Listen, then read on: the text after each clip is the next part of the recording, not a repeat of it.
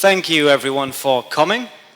Would have been a little bit boring if it were just Lucas and me here today. So I'm happy that all of you are here. Today we're going to talk about how to get the most out of your online language classes. Who here takes lessons online? Okay, so I hope that this talk is going to be useful today for all of you and also for all the others who haven't tried to take language lessons online. Here is me standing at the beach, 2007, Costa Rica. I just finished high school and I wanted to explore the world. The only thing was that I was not very good at languages. So I thought, let's go to Costa Rica and we're going to start a new language, to learn a new language from scratch.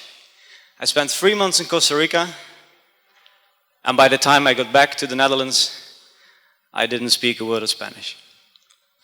A few sentences, that was it.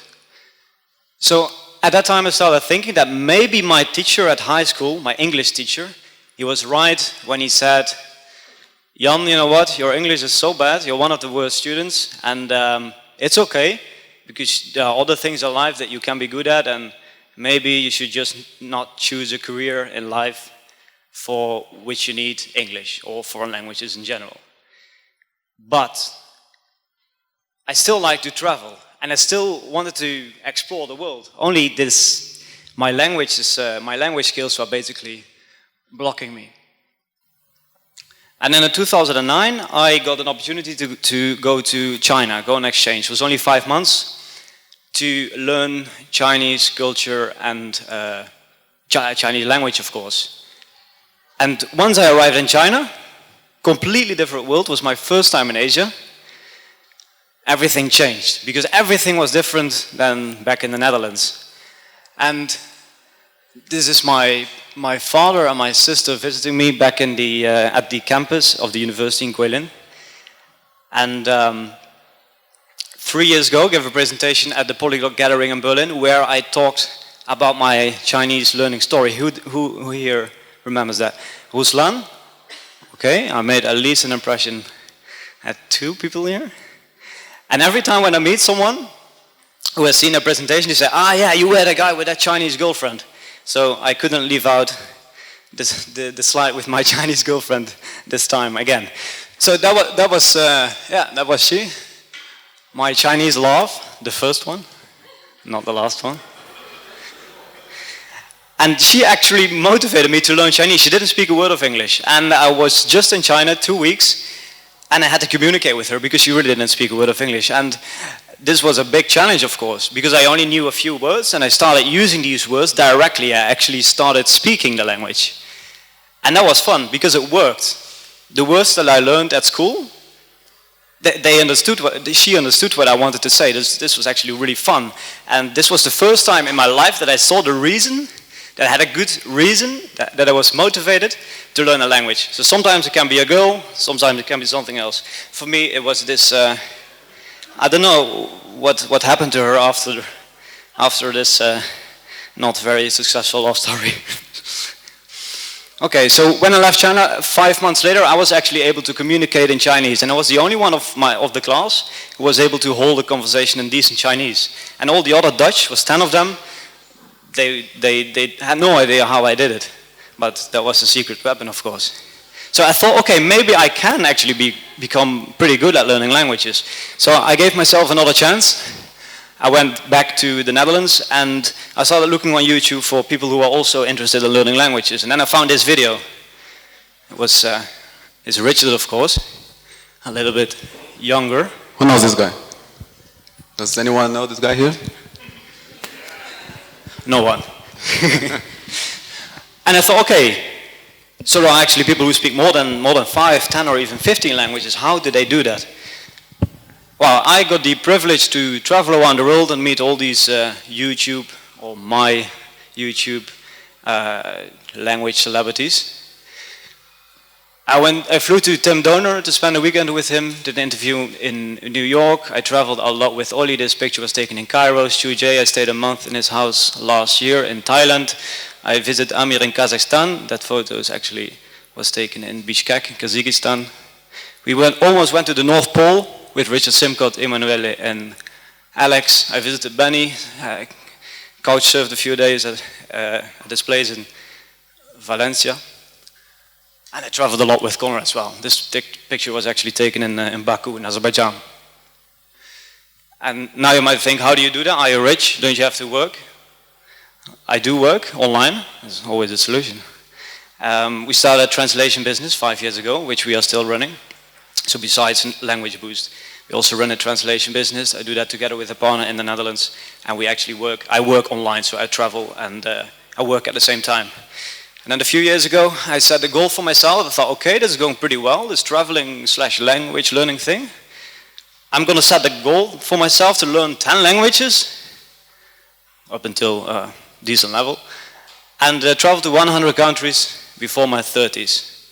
I will be turning 30 in 2 months, 1 month, 1.5, and I'm at 98 now, so 2 countries to go. And next week, I will be going to Mexico and Belize with Ollie Richards of iwillspeakyoualanguage.com.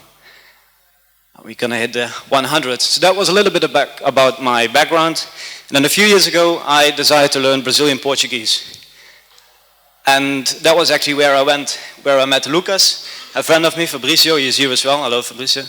He recommended me. He's also from Sao Paulo. And he said, Jan, if you come to Sao Paulo, I know this guy. And he's great with languages. Speaks great Russian and lots of other languages. You should meet him. And he also accepts couch surfers. So maybe you can stay at his place. And that's where Lucas picked me up at the bus station, 6 a.m. in Sao Paulo. We talked a lot about language learning. There was an instant connection. Lucas, I found out that he knew much more about learning languages and he had tried out many more methods than I had. And we had a really interesting conversation and we started discussing what the best way would be to learn a language, about different methods. And we spent like 2 weeks talking only about language learning. And then I asked Lucas, I still remember, I asked him, Lucas, you speak all these languages? What are you going to do with this?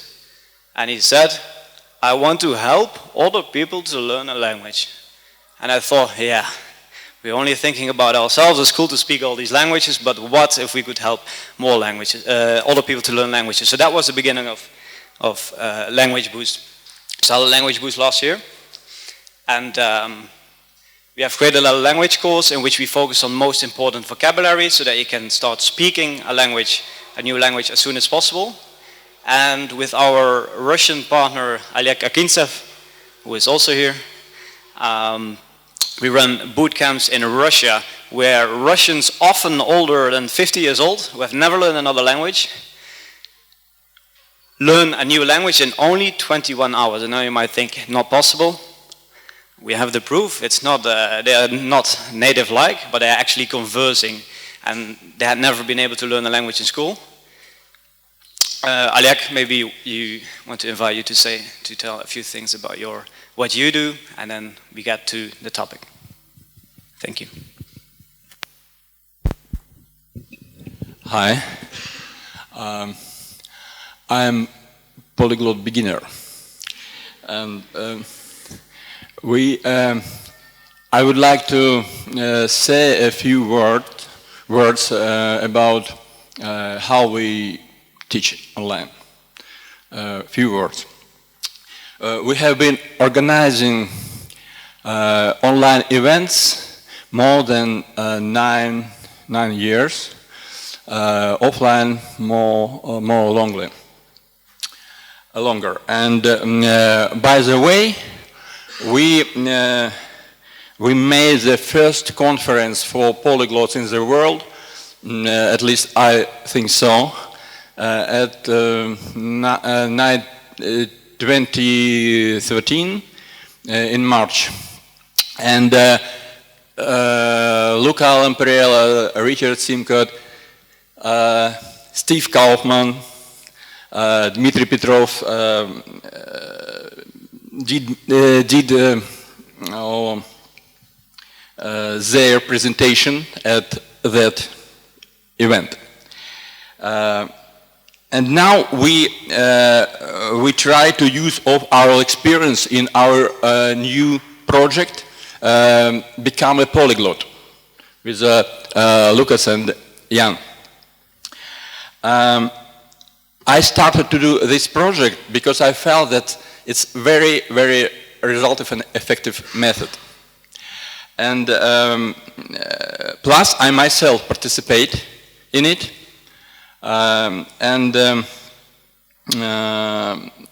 In our Google Hangouts group are 5 students with whom Lucas teach live, and other watch and study by the internet, through the internet. We have six program in 6 languages, and all these languages, me and our students, we will start to speak on these languages in a year.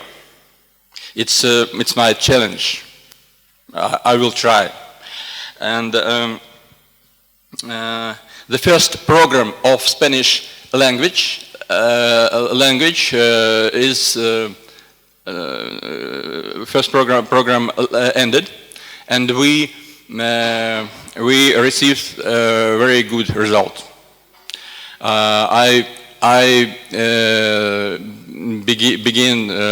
begin speak Spanish after 21 hours, really. And by the way, in September we plan to organize a big online conference for polyglots for free, and I invite English and Russian speaking people. And after that, we will finish it in offline events in Cyprus with Ruslan Kakorin. He is here. Yeah. Thank you. Yeah, Lucas. Thank you, Alek. Well, my picture was supposed to be here, but for some reasons it's not here. Anyway, I have a question here. Who here has visited more than 100 countries?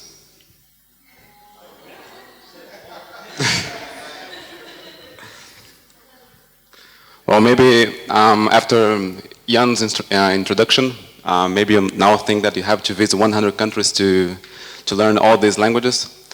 But I think it's also possible to learn languages online, and most of the languages that I've learned them online. So, well, now Language Boost enables me to try a little bit more, but, well, as I said, most of the languages that I've learned, I learned them online. And, well, I was born and raised in Brazil, in São Paulo, and when I was at school, I was a big failure in foreign languages. I actually hated foreign languages. I thought I would become a musician. I played the drums and the guitar. I was also very interested in playing chess. I liked math, physics, but I really didn't like foreign languages. But then, in the last year of high school, I got this book, and this book basically changed my life. Because in Brazil, we have this joke that you give a gift that you know that the person won't like, and everyone knew that, well, I hated foreign language, so they thought, maybe we can give him a Russian textbook. It will be very useful for him. And I look at these crazy letters, the Cyrillic alphabet. I found them very interesting, and I decided to give it a try, and, well, here I am talking to you. Sometimes when I meet Russians, especially Russian, because, well, Russian was my first foreign language, they sometimes ask me, Lucas, how long have you been living in Russia? And actually, I have never lived in Russia. I learned Russian in São Paulo, in my bedroom. So this is my... With who? And, yeah, so I've been teaching and learning language for the past 8 years. And today I would like to share with you 8 tips on how to get the best out of your language class. Not only me, but Jan as well, yeah. Of course. So we have all these websites, of course, where, no, first I should start that Lucas and me, Lucas taught me Russian, Portuguese, what else? I think these two languages. And we have taken, Maybe Dutch? Sorry? Maybe Dutch? No, not Dutch. Dutch, yeah. We have experimented a lot.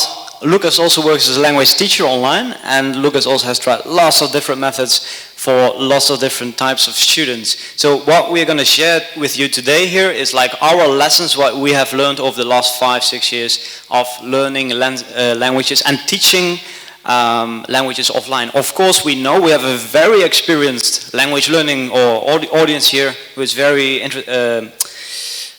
experienced with learning languages, so we are not going to tell you what to do. Instead, we are just going to share our philosophy, and maybe you guys find some, can get some tips from this, can get something out of this presentation.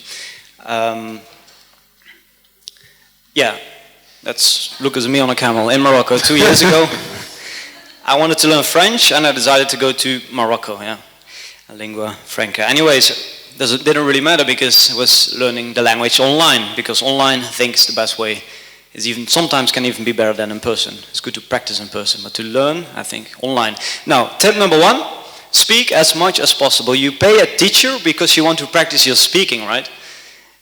So why, I mean, at school we try to learn languages, and I think for me it didn't go well because we weren't speaking, we were only listening.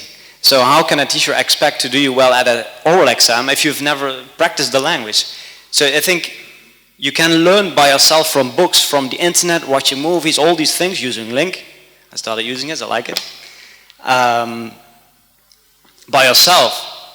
But that valuable time that you have with a teacher, we think we should start speaking, or to try to speak as much as possible. More than your teacher. And then you might say, well, how can you speak a language if you just start? And this is, of course, a problem. Some people like to speak from day one, others after a year, after 2 years. Do what works for you. We start to speak pretty early, after a few months, I would say. Sometimes even a few weeks, depends a little bit on the language. And with only 100 words, you need to be a little bit creative, but you can actually make many sentences with this. If you know if you also know the structure of the language, of course, and some basic conjugations. This is just a screenshot to give you an idea. But it's about being creative and using the words you know. I will get back to that later. Lucas, tip number 2. Yeah, tip number 2. Well, actually we are going to share 10 tips, but I really think that the first tip is the most important one, speaking as much as possible. And 2 years ago, I decided to learn Finnish. I was in Morocco with Jan, and I thought, wow, next week we're going to the desert. Maybe I should start learning, Finnish. Finnish will be very useful in the desert. So, Finnish is probably one of the most difficult languages I have ever tried to learn. Stefan is here. He speaks amazing Finnish, and he can probably say that that the grammar is really, really difficult. And I really like this philosophy of speaking from day one, trying to speak as much as possible, and from day one. But when I started learning Finnish, I couldn't do that because the words were completely different. Even for languages like Russian, Polish, German, even though they are very different from Portuguese, which is my native language, there's still a lot of words that are common to these languages. But Finnish was a completely different story. So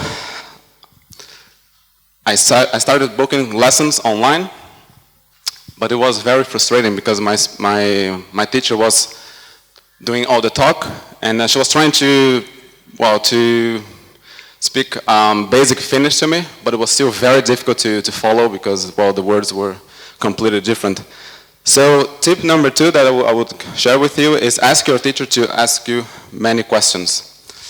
I noticed that I memorize words better when I try to use them myself, and then when I get this frustration that I cannot use them by myself, usually the words stick in my memory. So I asked her to ask me as many questions as possible because I knew that if I would, for example, come here to Bratislava and meet people who can also speak Finnish, they would always ask me the same question, like, how long have you been learning Finnish? Why do you want to learn Finnish?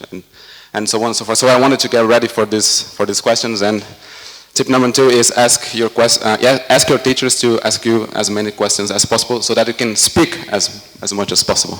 Yeah. It's also a good way to memorize vocabulary better, right? If you also use it.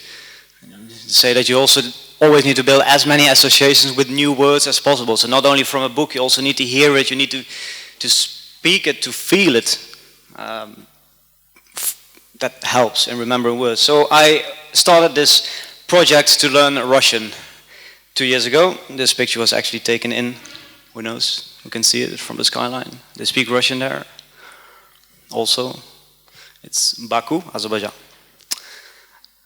Ask your teacher for slight correction. So Russian is a really difficult language, and I think I still make 5 mistakes in a sentence. And it really slows down the process. It's every time, for every mistake, you get a 5-minute explanation why they use certain grammar. So instead, instead what we do is we ask for slight correction. So if I make a mistake, and I'm talking about myself now, but of course, this is something you can try out as well. Ask your teacher to repeat the sentence which you just did not say correctly, and then repeat the teacher again, so that you are actually correcting yourself. And you notice that when you do this, you actually keep the flow of the conversation, and you stay, or the student stays confident. Because if you get corrected, interrupted all the time, you lose the flow and your confidence. And I think confidence is very important in language learning. Dutch, nice flag. Yeah, and Dutch. 3 years ago, I decided to, or maybe 2 years ago, I decided to learn Dutch when Jan came to Brazil. So we decided to do a language exchange, Portuguese, Dutch. And I learned a very valuable lesson at the time. We were doing this language exchange, Dutch and Portuguese. We would speak for 30 minutes in Dutch and then 30 minutes in Portuguese. And I realized that after each session, Jan would learn maybe 20, 30 new words, and I would only learn maybe 3 or 4 words. And that was because Jan was also using English during our sessions, so every time he wanted to say something in Portuguese and he didn't know the word in English, sorry, the word in Portuguese, he would just say it in English because he knew that I would write down the translation in Portuguese so that he could repeat the same sentence using now the word in Portuguese. And I was only speaking Dutch, I was only trying to use the words that I already knew, so I was not really making a lot of progress. I was not learning new words. So tip number 4 is use code switching. For those of you who don't know what code switching is, it's basically when you speak a hybrid language, you speak 2 languages at the same time. Maybe you start a sentence in Portuguese and you finish in English. And I think that during online classes, online language classes, this tip can be very useful because maybe it's here important to remember the difference between listening mode and speaking mode. Actually was learning mode and speaking mode. What I mean by learning mode and speaking mode, here at the conference, for example, when I'm speaking, well, the language that I have studied, I try to speak only the language, let's say Finnish, for example, if I meet someone from Finland, I will try only to use Finnish because I know that if I start using English words, they will switch back to English to help me out. But during my lessons, I never hesitate to use words in English so that, for example, if I want to say in Portuguese, sorry, maybe Portuguese, my native language doesn't make sense, but in Finnish, I wanted to go home because I was tired, and I don't remember the word for tired. I would just say it in English so that the person can teach me how to say that in Finnish. Väsynyt? Yeah. Yes.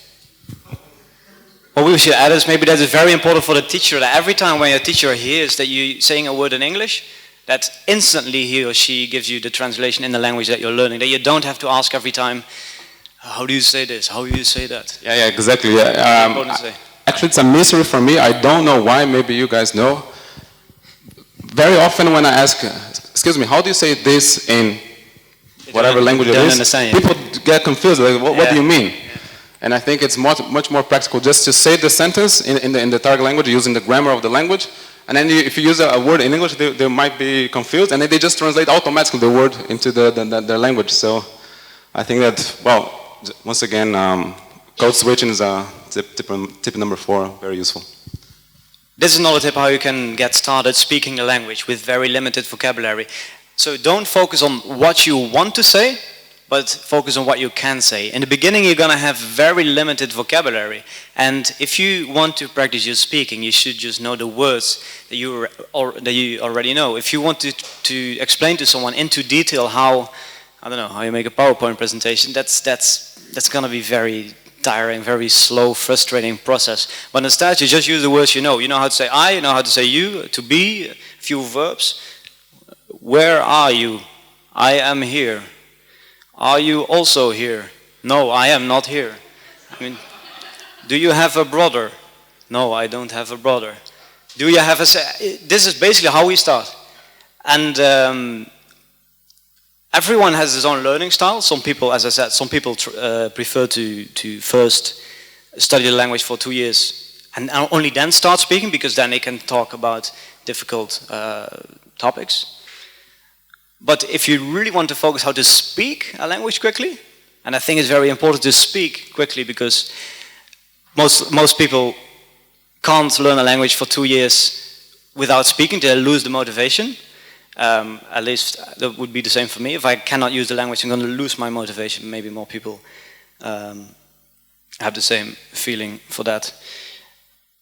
So be creative is not important what you say. The meaning of the conversation is not so important. Just use the words that you know.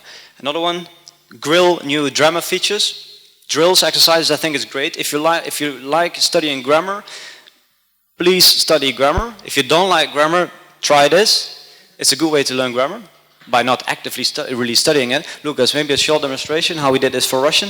Sure, yeah, so Jan wanted to tell me that he was learning Russian because he wanted to go to Ukraine, to Russia. And then he said, "Да, я учу русский, потому что я хочу поехать в Россию." I want to go to Russia. And I want to learn Russian. Yeah, it means I'm learning Russian because I want to go to Russia.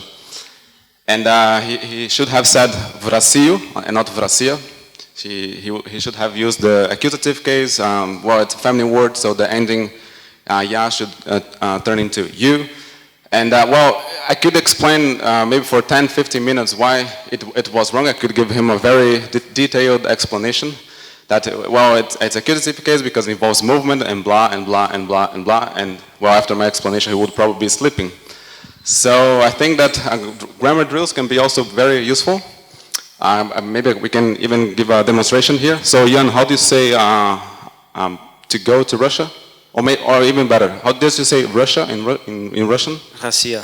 And to go to Russia? Поехать в Россию. Поехать в Россию. Now you know, huh? Yeah, now I know. Yeah, поехать в Россию. So now, yeah, he knows the ending, but then we can practice with all the words. Like, for example, how do you say France? Francia. Francia, okay. And to go to France? В Францию. Поехать в Францию. To the Netherlands. Oh, sorry, Netherlands. Netherlands. Glandia. And to go to the Netherlands? V Glandiu. Yeah, so just by repeating the same pattern over and over again, maybe he will even forget the rule, or maybe he doesn't even know the rule, but he will automatically use the grammar patterns correctly just by repetition. Yeah, and if you do these drills 10 times, 20 times for 1 week, 2 weeks, a few months, then in the end then it's maybe the right moment to read how the grammar really works. But before that, it's not going to work, at least on me. If you like grammar, maybe you understand this better. If you're not very good at grammar, you can try these drills. You might run out of topics to talk about with your online language teacher. If you just Google 1,000 questions or icebreakers, then you can find lists with thousands of questions that you can use during your lessons in order to keep a conversation interesting. Just a quick tip. Another thing you can do to go from maybe more advanced level, a B level to C level, B1 to B2, or maybe even to the C levels, is this watching or reading interesting content about a topic you like. I like international relations, for example, so I used to watch videos when I was learning French, for example, and then discuss these videos.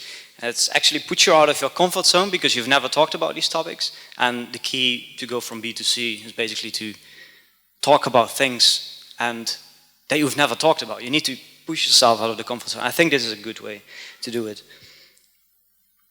So, summarize. 8 tips that you can do during your lesson. Speak as much as possible. Ask your tutor to ask you many questions. Slight or maybe smooth corrections. Use code switching. Focus on what you can say and not on what you want to say in the beginning. Drill grammar instead of learning the rules. Use those lists with icebreakers and questions if you run out of topics to talk about. And discuss interesting content. This is maybe for people who already can speak the language at a maybe B level. Sorry? Yeah? All right, yes. So these are the 8 tips for today. And now I would like to say that I had a very special student from the Netherlands. And he's standing right here, Jan van der A. I was teaching Jan Portuguese. And well, he was a very good student. He was following all these 8 tips. He was trying to speak as much as possible. Sometimes I wouldn't even open my mouth during the lesson. He would just tell me his great stories. And yeah, I was writing down the new words. He was trying to repeat the new words. But then, I think at the time we were having only 1 lesson a week. And Jan was forgetting the same words over and over again. No progress, failure. And I was asking myself, why is that? He's doing everything right. He's speaking as much as possible. And yet, every time he forgets the same words, he's making the same grammar mistakes. Here we found the reason. The reason why he couldn't make progress was because we would only do only 1 lesson a week, and then no revision. So I would write the new words on Skype. Jan would read them once. Maybe he would try to copy and paste them somewhere else, but then, well, you see, when you copy messages from Skype, you get the date, and then well, it looks ugly, right? So he didn't have the motivation to clean it up and reveal the vocabulary and the grammar. And learning, like actually learning new words is actually only a very small part of the learning process, of course. What's more important is actually that you repeat the words or the things or the grammar or whatever that you have already seen. And I wasn't doing that, so it wasn't very successful in the beginning. So these 8 tips are great, but don't forget to revise the words that you have learned. A way to do this, of course, is Anki. So after your lessons, what do we do, Lucas? Yes, well, it was not working just to write down the words on Skype, so I had to come with something else. I said, Jan, you know what? Let's just use the Google Spreadsheets. I'm going to write down all the new words so that you can upload them to Anki, and then you can review the new words using flashcards. And then Jan said, okay, how do I do it? I said, okay, we create this Google Spreadsheet. We will have 6 columns, 1 for the keywords, 1 for the example sentence, then the translation in English, so the keyword in English, the sentence in English, then 2 columns for the audio. And Jan was just looking at me like he wasn't saying anything. He was okay. Yeah, and then I said, yeah, then you have to download Anki. You have to create extra 4 fields. You have to map them. And well, my explanation on how to create a deck lasted maybe 1 hour. After 1 hour, Jan was speechless. He said, Lucas, could you please do it for me, because I don't quite understand how to do it. Who here uses Anki? Great. Okay, and for those who do not use Anki, why? Steve. Yeah. Yeah.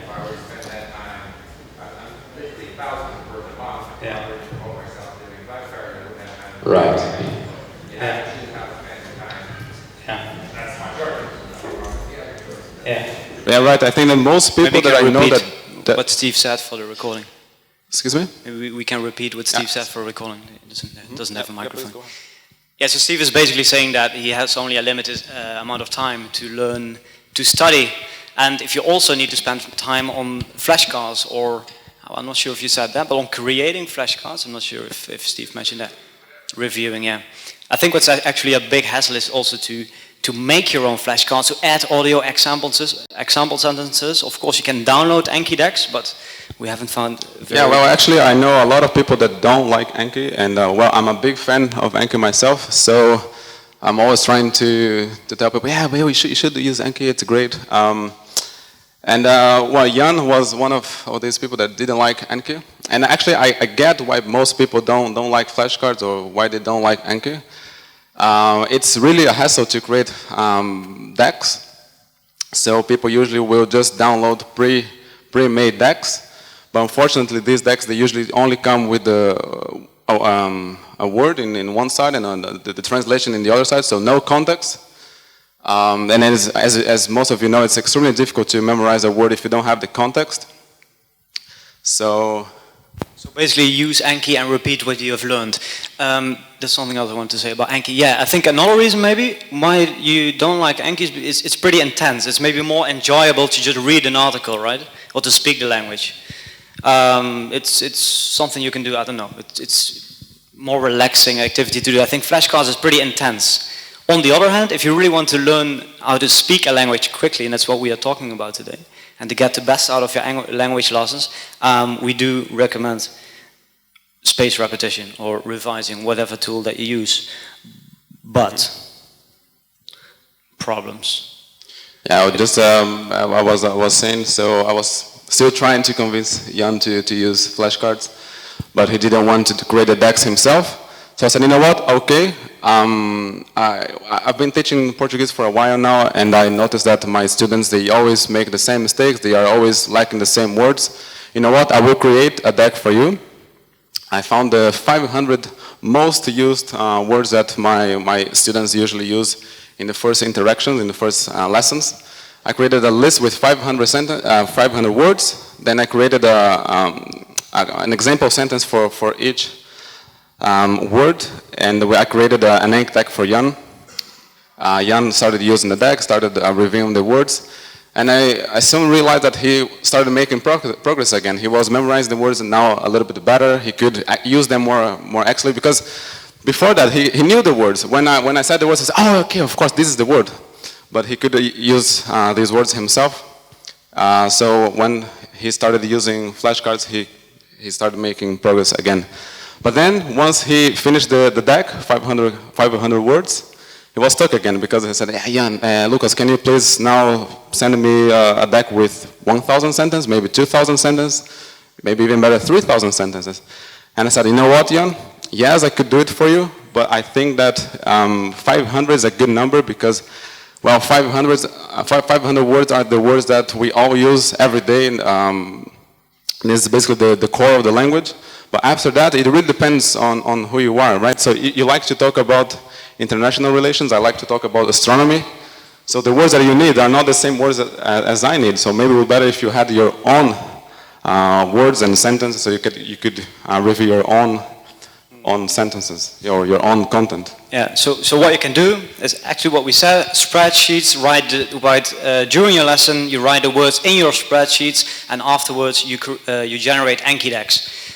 But, as we know, it's a hassle to create Anki decks if you don't know how it works, and I think many people don't even want to take the effort to generate Anki maybe decks. just another question. So, again, who uses flashcards here again? Can you please?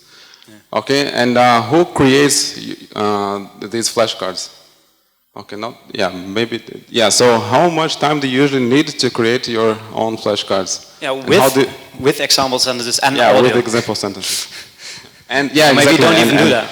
And audio and It's a lot of work, and ideally, of course, you have as much context as possible.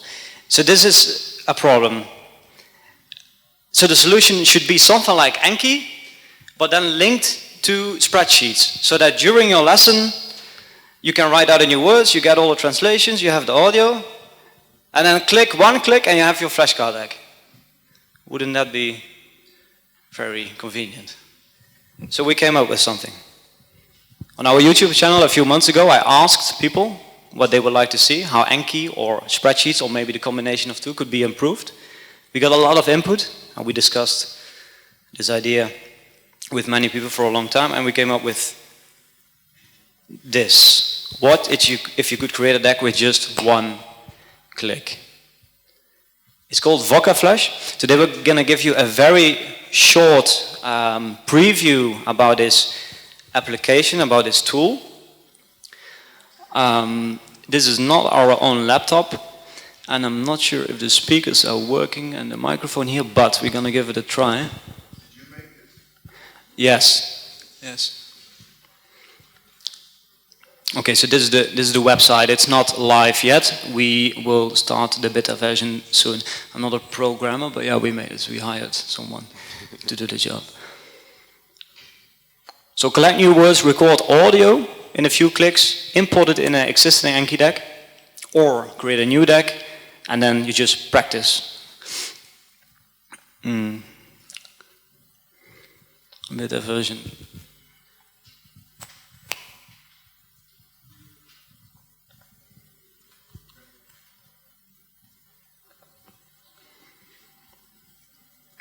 This is an overview. Here you have your sheets, and the sheet is basically the sheet that you use during your lesson. So let's say today we're going to have a Dutch lesson. Dutch, we call the deck Dutch, and we select Dutch as the language that we are learning. Okay, so now we're going to simulate an online class. I would like to invite a student. A volunteer. Fabrizio, are you there? I know that you speak some Dutch. Could you please? Yeah. Our Dutch lesson is going to start. We still have a few minutes. Okay, Fabrizio. Welcome. Thank you. In front of this lovely audience. Well, so usually a class usually starts like, the teacher usually greets the student, and then he usually asks a question like, how are you, or maybe something else. Maybe we can simulate this, so that you can see how you can use this tool in your language. Who here understands classes. Dutch? No. Okay, it's not so important what I say, it's more about what we are doing here. Fabricio, welkom allemaal. Welkom. We zijn hier op de Polyglot conferentie in Bratislava. Dank u. Ik weet dat jij ook veel talen spreekt. Betekent er ook dat je een goed geheugen hebt?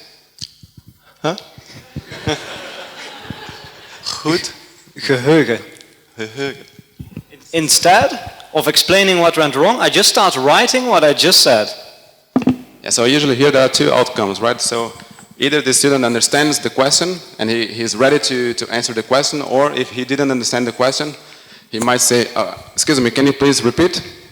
Then the teacher repeats the same question, and then he goes, excuse me, I didn't understand, could you please repeat?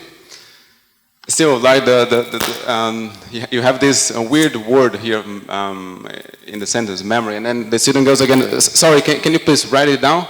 So in order to avoid this back and forth, the teacher can, for example, just write down the sentence, and then the student can immediately see what he means. Ah, he's asking me if I have a good memory. Okay. So we keep the flow of the conversation and we just keep going. And Fabricio says, and I say, and I do this. Ah, geheugen. Nee. Maar practice ik met Anki iedere dag. Okay, you just said a word in English. So here it's great. He was using code switching. He didn't know the word to practice. So instead of asking Jan how to say to practice, he just says, okay, yes, sorry, no, I don't have a good memory, but I practice, and then he just says practicing in English, and then Jan starts typing in Dutch how to say I practice, so Fabrizio can repeat now with the right word. So this is basically how you collect. I think that was it for Fabricio or not. Fabricio, thank you very much.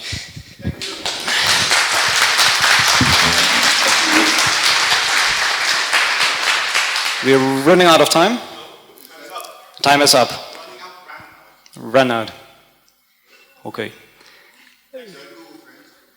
Yes, we have to stop. If you have questions, feel free to come here and we'll be happy to answer. Thank you.